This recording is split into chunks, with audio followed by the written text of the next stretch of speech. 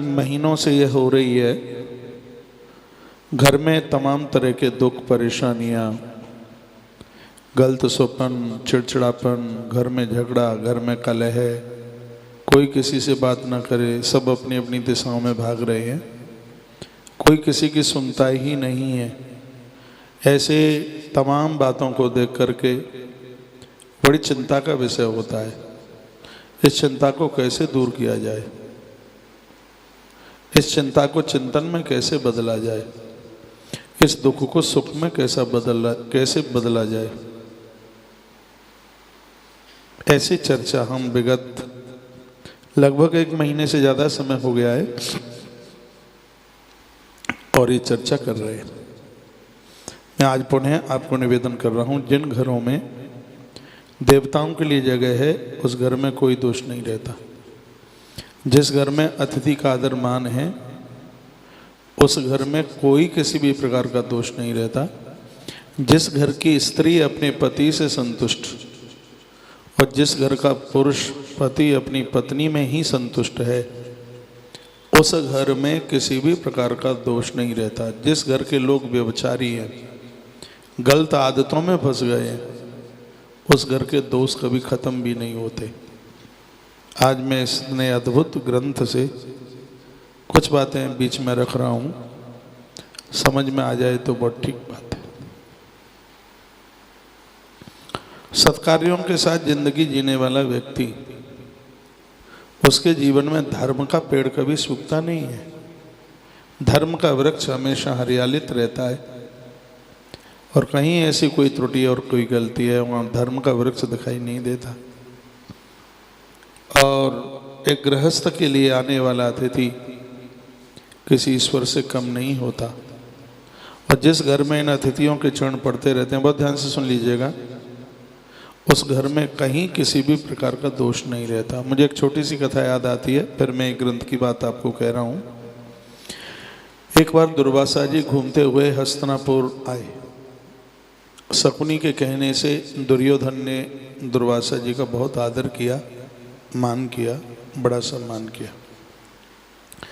और दुर्योधन के तो आदर में भी कोई न कोई चाल है, छली है, नंबरी कपटी है।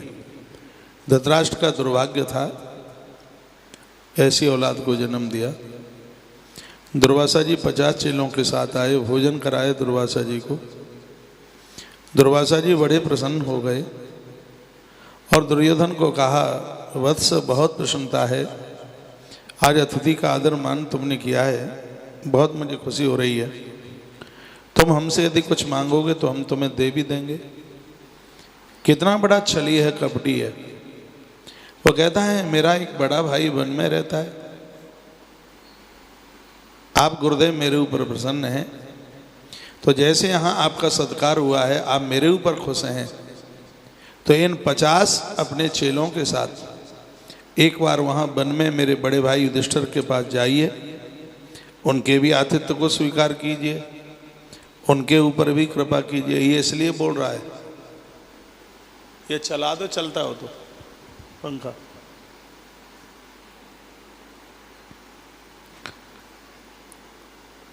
इसके अंदर तो छल है, कपट है। वो इसलिए बोल रहा है कि इस समय वो जाएंगे, वो तो वन में पत्ते खा करके रहने वाले, वो कहाँ सेवा कर पाएंगे। और दुर्वासा जैसे साधु का आदर ना हुआ तो ये तो क्रोधी महात्मा है, ये तो श्राप दे देगा, तो मुझे तो हथियार उठाने की जरूरत नहीं पड़ेगी और पांडव तो दुर्वासा के श्राप से ही खत्म हो जाएंगे। उसकी तो चाल कुछ अलग है। आतिथ्य का प्रभाव समझिए। दुर्वासा जी वहाँ पहुँचे 50 चेलों के साथ। धर्मराज युधिष्ठिर ने खड़े होकर आदर किया, मान के, वो तो स्वयं ही धर्म है। वंदन किया, प्रणाम किया, कहा, गुरुदेव हमारे भाग्य हैं, कुटिया को आपने धन धन कर दिया। वास्तु भी कहता है, आपने कितना भी बड़ा महल बनाया हो, यदि उस घर में संत महापुरुषों के चरण ना पड़े, आपने बाहर बहुत आलीशान फ्लैट लिया है और उसमें आपके माँ बाबूजी हैं अभी धरती पर, उसमें माता पिता के चरण नहीं पड़े, आपकी बहन नहीं आई वहाँ, आपके अपने लोग नहीं आए, अपने पूज्य लोग नहीं आए, तो काय का महल है, काय का फ्लैट है, कुछ भी नहीं है, बेकार है। धर्मराज युधिष्ठिर ने कहा, गुरुदेव हमारी कुटिया धन धन हो गई, आपका पदार्पण हुआ है। दुर्वासा जी ने कहा, राजन हमें बातों में ना लगाओ, और हम बड़ी जोर से भूखे हैं, हमारी व्यवस्था करो। गुरुजी आदेश, आप प्रसाद में क्या लेना चाहेंगे? कहा, हमें प्रसाद में आज फल का रस चाहिए, और वह भी फल जमीन पर वृक्ष उगा हुआ नहीं, राजन तुम्हारी हाथ की हथेली से निकला हुआ पेड़ और उस वृक्ष पर लगा हुआ फल, उसका रस हमें चाहिए। और हम अभी गंगा नहाने को जाते हैं, लौट करके आएंगे, तब तक वो रस तैयार करना। और वो तो 50 चेलों के साथ महात्मा चले गए। धर्मराज युधिष्ठिर इतनी चिंता में थे, हाथ के ऊपर हथेली के ऊपर कैसे पेड़ निकलेगा, और साधु ने तो ऐसा बोल दिया। जब जब पांडवों को कोई दिक्कत आई है, तब तब द्वारकाधीश वहां आके जरूर प्रकट हुए हैं। आपने भगवान को स्वीकार किया है, तो जब जब जीवन में कोई तकलीफ आई है, तब तब परमात्मा ने स्वयं किसी न किसी भेष में चलकर आकर आपका समाधान जरूर किया है। बस ये है कि युधिष्ठिर जैसा पुरुष पहचान लेता है उसे, हम और आप पहचान नहीं पाते, इतना ही अंतर है। जब युधिष्ठिर बहुत बड़ी दिक्कत में, परेशानी में खड़े थे, उसी समय देखा कि द्वारकाधीश का रथ दारुक नाम का सारथी चला के लाया, और अचानक ही रथ आकर के रुका। पांडव एकदम खड़े हो गए, चेहरे पर मुस्कुराहट आ गई। आगे बढ़े कुटिया से, भगवान द्वारकाधीश का अति आदर किया, मान किया, अंदर लेके आए। देखा कि युधिष्ठिर का चेहरा मायूस हो रहा था। भगवान बोले, बड़े भैया आप चिंतित क्यों हैं? युधिष्ठिर ने कहा, केशव दिक्कत है। काय की दिक्कत है? महात्मा श्री दुर्वासा जी आए। कृष्ण बोले, वो मुझे पता है, वो कपटी शकुनी का भांजाई तो है, उसने ही भेजा है, इसलिए तो मैं चलता हुआ यहाँ आ गया। चिंता की बात नहीं है कोई, चिंता की बात है। महात्मा जी कहते हैं, हाथ की हथेली के ऊपर वृक्ष उगे, तत्काल उस पर फल लगे, और उसका जो रस है वो मैं पीऊंगा, तो ये कैसे संभव है? भगवान बोले, तो बहुत सरल है। कहा कैसे? बोलो क्या? हे परमात्मा, यह युधिष्ठिर अपने जीवन में कभी झूठ ना बोला हो, असत्य का सहारा ना लिया हो, तो हे प्रभु मेरे हाथ के ऊपर एक वृक्ष खड़ा हो जाए।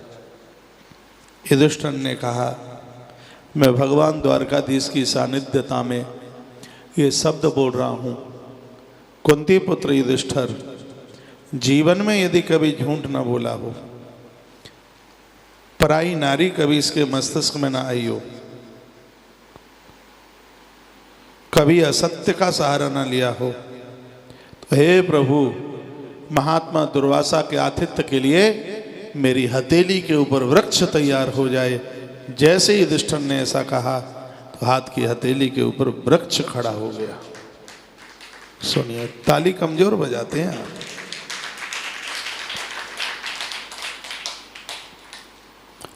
लेकिन उसके ऊपर पत्ते नहीं थे। कहा ये तो डुंढल है, इस पे तो पत्ते नहीं है। पत्ते भी आएंगे। भीम की बारी आई। भगवान भीम को बोले, भीम तुम्हें बोलना है क्या? हे धर्मदेव, इस कुंती नंदन भीम ने कभी दूसरे का भाग खाने की इच्छा जाहिर कभी भी न की, तो इस वृक्ष के ऊपर पत्तियां निकल के आ जाए। जैसे ही भीम ने इतना कहा, हे धर्मदेव, कुंती नंदन भीम ने कभी भी किसी का हिस्सा खाने की नियत ना रखी हो तो इस वृक्ष के ऊपर पत्तियां चल के आ जाए। वो तो धर्मरूपी पेड़ था, पत्तियां तैयार हो गई, पत्तियां तो आ गई हैं, वो फल तो तब आवे जब पहले उसके ऊपर फूल आवे। अर्जुन की बारी आई। कृष्ण बोले पार्थ अब तुम्हें बोलना है। क्या?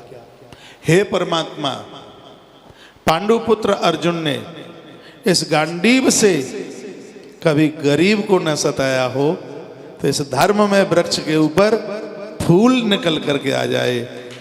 अर्जुन ने बोले, यही शब्द अर्जुन ने कहा।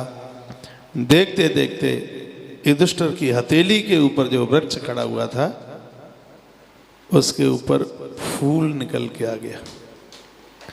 अब नंबर आया नकुल और सहदेव का। भगवान श्री कृष्ण बोले, नकुल और सहदेव, हे मांद्री पुत्र, आज तुम्हें भी ईश्वर के साथ बोलना है।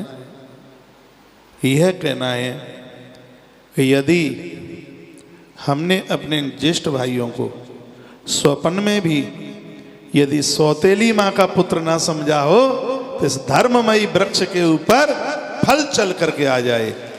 जैसे ही नकुल और सहदेव ने ये बोला, आंखें भर आई।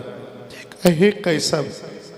ये हमारे बड़े भैया खास नहीं, एक खास से भी ज्यादा नहीं। हे गोविंद, ये सगे नहीं, ये सगे से ज्यादा है। सहदेव रो पड़ा। सहदेव ने कहा, हे प्रभु द्वारकाधीश, हमारी कुंती माँ सगी नहीं, सगी से ज्यादा है हमारे लिए। दोनों भाई रो पड़े। सूर्य नारायण की तरफ अपना मुख किया और कहा, हे देव, ये पांडुपुत्र नकुल और सहदेव आपके सन्मुख ये प्रार्थना करके कहना चाहते हैं, यदि कभी अपने इन अग्रजों के लिए हमारे मन में स्वप्न में भी ऐसा चल करके ना आया हो कि हमारी सौतेली माँ के पुत्र हैं, तो हे परमात्मा, इस वृक्ष के ऊपर फल निकल करके आ जाए। जैसे ही नकुल सहदेव ने ये कहा, उस वृक्ष के ऊपर फल निकल करके आ गए। फल तो आ गए लेकिन उसमें रस नहीं था। अब वारी आई द्रौपदी की। सबकी परीक्षा थी, ये विजय पांडवों को ऐसे ही नहीं मिल गई। कहा पेड़ तो फल तो लग गया है लेकिन कच्चा है, उसमें फल तो है ही नहीं। कहा फल आएगा। फल आता है परिवार में स्त्री की वजह से। संतान को, पुत्र को फल ही तो कहा गया है। ये फल क्या ये मर्द लेके आ जाते हैं? ये फल को देने वाली घर की एक गृहिणी है, एक नारी है। जिस घर में कोई सत्फल प्राप्त होता है, देव फल प्राप्त होता है, भगवती कृपा का फल, संसार की पुत्र फल की प्राप्ति होती है, तो उसमें एक नारी अग्रणी है। नारी बहुत आगे है, इसलिए द्रौपदी का नंबर आया। भगवान द्रौपदी को कहने लगे, हे कृष्णा। भगवान बड़े प्रेम से द्रौपदी को कृष्णा कहते थे। हे कृष्णा, तुम्हारी बारी है, परमात्मा को बोलो। हाँ भैया, क्या? बोलो। द्रुपद बेटी द्रौपदी के हृदय में, पांचों पांडवों की पत्नी द्रौपदी के हृदय में यदि अपने 5 पतियों के अलावा कोई और पुरुष न आया हो तो इस धर्म में वृक्ष के फल के अंदर रस भर जाए। द्रौपदी सामने चलकर आई, सूर्य नारायण भगवान के सन्मुख खड़ी हो गई और वह बोली, हे परमात्मा, हे देव, द्रुपद की बेटी द्रौपदी, 5 पांडवों की पत्नी द्रौपदी आपके सामने प्रार्थना करके आपसे न्याय मांगती है और यह कहती है, मेरे मस्तिष्क में मेरे 5 पतियों के अलावा यदि कोई छठवां कोई पुरुष चल करके कभी न आया हो तो इस धर्म में वृक्ष के फल के अंदर रस भर करके आ जाए। जैसे ही द्रौपदी ने यह शब्द बोला, उसी समय धर्मराज युधिष्ठिर के हाथ से पूरा का पूरा वृक्ष ही गायब हो गया। सुने ये बात। सब एक दूसरे का मुंह देखते रह गए। भगवान श्री कृष्ण भी ये देखते रह गए कि ये क्या हुआ। द्रौपदी जैसी सती नारी और ये अपनी परीक्षा में फेल हो गई। धर्म में वृक्ष का अप्रकट हो जाना, इसका तो मतलब ये हो गया कि 5 पांडव अपनी जगह पर सही थे और द्रौपदी के मस्तिष्क में इन 5 के अलावा कोई पुरुष चल के आया, इसलिए तो धर्म में वृक्ष वहां से गायब हो गया, समाप्त हो गया। फूट फूट करके रोने लगी द्रौपदी। कहा भैया कैसे भी मुझे बचा लो, मैं बिल्कुल सत्य कह रही हूं, मेरे मस्तिष्क में मेरे 5 पतियों के अलावा कोई पुरुष दिमाग में मस्तिष्क में कभी आया नहीं। भगवान कहते हैं फिर भी याद करो, द्रौपदी धर्म में वृक्ष है, प्रकृति में बहुत बड़ा न्याय है। ये तो आदमी इतना चतुर बनता है और उसको यह लगता है हमें तो कोई पापकृत कर्म करते देखता ही नहीं है, इतना चतुर बनता है, इतना होशियार बनता है। भगवान कृष्ण कहते हैं हे द्रौपदी, घर में ये जितनी भी तकलीफें आती हैं, दिक्कतें आती हैं, परेशानी आती हैं, उस घर के स्त्री पुरुष लोग अपने चरित्र को खो देते हैं, मान मर्यादाओं को खो देते हैं, तो उनके घर में तकलीफें आके खड़ी हो जाती हैं। तो कृष्ण के वाक्य थे। द्रौपदी विचार कीजिए, सोचिए। द्रौपदी ने कहा भैया, बहन भाई से कभी कोई बात नहीं छिपाती है, सत्य यही है, मेरे मस्तिष्क में मेरे पतियों के अलावा कभी कोई पुरुष चल करके नहीं आया। फिर भगवान ने कहा द्रौपदी एक बार और सोचिए। तब द्रौपदी ने कहा हाँ केशव, एक बार यह घटना जरूर घटी थी। द्रौपदी बताने लगी, जिस समय मेरे पिता ने मेरे विवाह के समय पर स्वयंवर रखा था, मत्स्य भेदन के लिए जो भी कोई मत्स्य की आंख का भेदन करेगा, मेरी बेटी पति के रूप में उसको स्वीकार कर लेगी। भगवान जिस समय सूत पुत्र कर्ण उठ करके आया, उसके कुंडलों को देखकर, उसके कद को देखकर, उसके सौंदर्य को देखकर मैंने जरूर ये कहा था, हे महादेव यह कृपा करना, लक्ष्य का भेदन इस राजकुमार के हाथों से करा देना। मैंने उस समय कर्ण के सौंदर्य को अपने मस्तिष्क में जरूर रखा था, और वह भी उस समय की बात है जिस समय मछली का भेदन नहीं हुआ था। हे केशव, इसके अलावा मेरे मस्तिष्क में कभी कोई पुरुष चल करके यदि आया हो तो यह प्रकृति मेरे खंड खंड कर दे, यह प्रकृति मेरे टुकड़े टुकड़े कर दे। भगवान ने कहा, केशव ने तो एक बार अंबर आकाश की तरफ ये बोल करके देखिए। तो उस समय द्रौपदी ने कहा, हे परमात्मा, मैं सूर्य नारायण की साक्षी में द्वारकाधीश भगवान श्री कृष्ण के सन्मुख खड़ी होकर ये मैं हृदय से सत्यता के साथ बोल रही हूँ, यदि मेरे मस्तिष्क में मेरे 5 पति पांडव और सूत पुत्र कर्ण के अलावा यदि कोई भी पुरुष मेरे मस्तिष्क में कभी भी ना आया हो, तो मेरे पति के हाथ के ऊपर जो धर्म में वृक्ष उगा था वो रस के सहित प्रकट हो जाए। जैसे ही द्रौपदी ने इतना कहा, उसी समय धर्मराज युधिष्ठिर के हाथ के ऊपर रस के सहित और फल के सहित वो वृक्ष हाथ के ऊपर तैयार हो गया। भगवान श्री कृष्ण कहते हैं, दुर्वासा जी आए, उन्होंने रस का रसास्वादन किया और ये कह करके गए थे, युधिष्ठिर, जिस घर में तुम जैसे पुरुष और द्रौपदी जैसी स्त्रियां होती हैं, उस घर में कभी अतिथि भूखा नहीं जा सकता, और जिसके घर से कभी अतिथि भूखा नहीं जा सकता, उस घर में कभी किसी भी प्रकार का दोष भी प्रवेश नहीं कर सकता। इसलिए घर से कभी अतिथि को भूखा ना जाने दें, अपनी मान मर्यादा को बचा करके रखा जाए, अपने चरित्र को बचा करके रखा जाए, अपनी संस्कृति को बचा करके रखा जाए। मेरे पास में इतना मोटा ग्रंथ है ये, जिससे है मैं बात कर रहा हूँ, इसमें ये लिखा हुआ है, जिस घर में स्त्री पुरुष में दोष होते हैं उस घर की संपदा छिन्न भिन्न हो जाती है, उस घर का आनंद छिन्न भिन्न हो जाता है, उस घर में कुछ भी नहीं रहता, सब विनिष्ठित हो जाता है, लिखा है। एक बार जयकारा लगाइए, बोले बांके बिहारी लाल की, कृष्ण कन्हैया लाल की जय हो। जय जय जय जय। देखिए क्या सुंदर बात कही है, सत्य वदन्ति ये देवी न सूयांति परान् क्वचित् परनिन्दा न कुर्वन्ति परस्वनर्हन्ति च। जिस घर के लोग कभी भी असत्य का भाषण नहीं करते,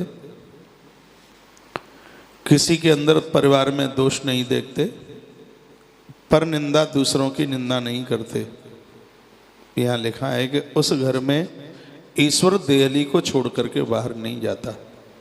ग्रंथ ये स्वयं भगवान वराह बोल रहे हैं, वराह नारायण। अभी तक आप मत्स्य भगवान की चर्चा सुन रहे थे, लेकिन इस वास्तु के लिए भगवान वराह देव के भी बड़े शब्द हैं, क्योंकि धरती के पति हैं भगवान वराह नारायण। तो वह भी कहते हैं कि वहाँ धरती पर किसी भी प्रकार का दोष नहीं रहता। जिस घर में लोग सत्य का अनुसरण करते हैं, सत्य बोलते हैं, दूसरों के अंदर दोष नहीं देखते। प्राय घरों में बहुओं में कमी नज़र आती है, सासू माँ में कमी नज़र आती है, पति में कमी नज़र आती है, पत्नी में कमी नज़र आती है, और ननद में तो यह लगता है कि दुनिया की कमियों का ये भंडार ही है। भाभी में यह लगता है कि दुनिया भर की कमी इसी की देह में घुस गई है। सब एक दूसरे में कमी देखते रहते हैं। भगवान वराह कहते हैं कि जिस घर में एक दूसरे में कमी ही देखी जाती है, परनिंदा, जिस घर में एक दूसरे की निंदाई करते रहते हैं, एक दूसरे की चुगली ही करते रहते हैं, उस घर के दोष कभी भी खत्म नहीं होते। बात समझ में आ रही है? इसलिए कृपया दोष दृष्टि मत देखिएगा। और क्या कहा है सुनिए, न स्मरन्ति न पश्यन्ति न स्पृशन्ति कदाचन परदारान स्वरूप पाशा ये चित्तानवद्य वैष्णवान। यह बात मैंने किसी ग्रंथ के अनुसार पहले भी कभी कही है, मुझे ध्यान से आ रहा है।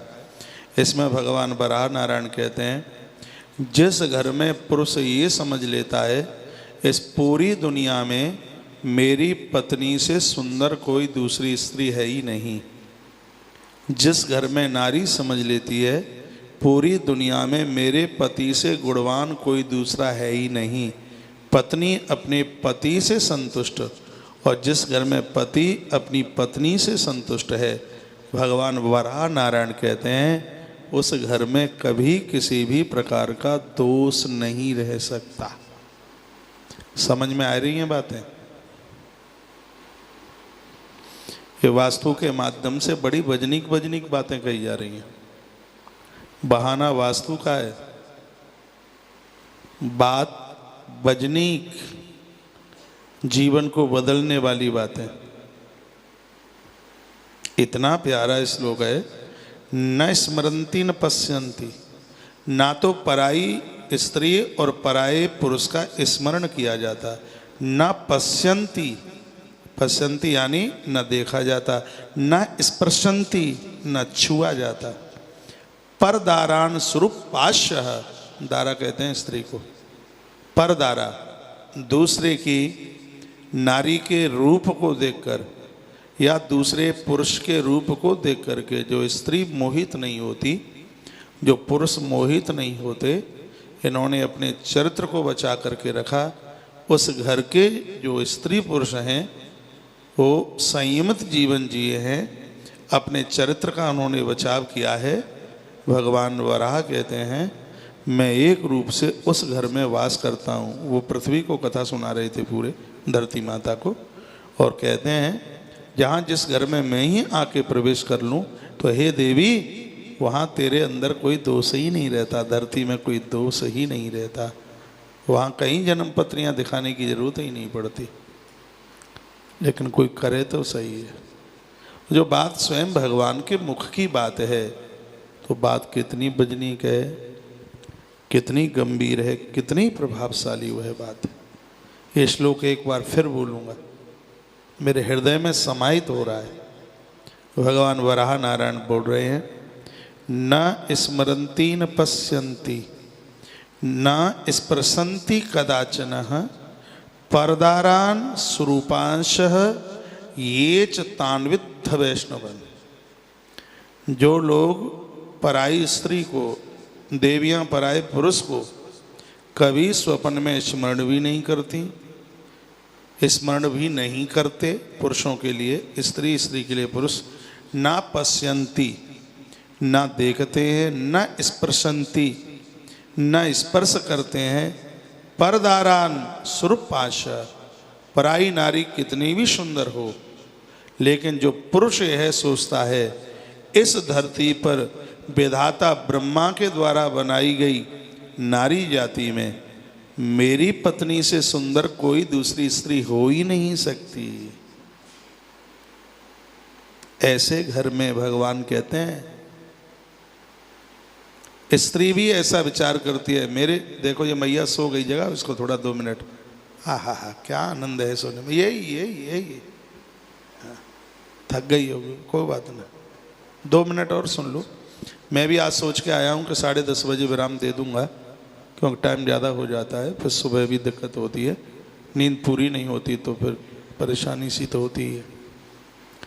इसलिए मैं ठीक 10 बजने में 1 मिनट कम थी, उस समय मैंने इधर माइक पकड़ लिया था, और रोज़ यही कोशिश की जाएगी कि 10:30 बजे प्रोग्राम को विराम दे दिया जाएगा। स्वयं भगवान वराह कहते हैं, धरती माता को कहते हैं, हे देवी, जिस घर के स्त्री और पुरुष इतने सद्विचारों के साथ, इतने पवित्रता के साथ जीवन जीते हैं, उस घर में हम जाके बैठते हैं, और जिस घर में हम जाके विराजित हो जाएं, उस घर में कभी भी किसी भी प्रकार का दोष नहीं टिक सकता, उस घर में कभी किसी भी प्रकार का दोष नहीं आ सकता। वास्तु विज्ञान में आज इतना सा ही है, टाइम पूरा हो गया है। आज की यह बात आपको, अरे 10:35 हो रही है, आज की बात यदि आपको अच्छी लगी है, अरे आपने तो इस समय भी लगभग 4200 के, लगभग 4100-4200 के बीच में लोग लाइव चैट में देख रहे हैं, रात का समय है, वीडियो बढ़िया लगी है तो इसको लाइक जरूर कीजिए, और मुझे विश्वास है बढ़िया लगी होगी। द्रौपदी का अद्भुत चरित्र, इतनी बढ़िया बात मेरे हृदय को छू गई, और ये जो बात ये कही गई है एक स्त्री पुरुष के लिए,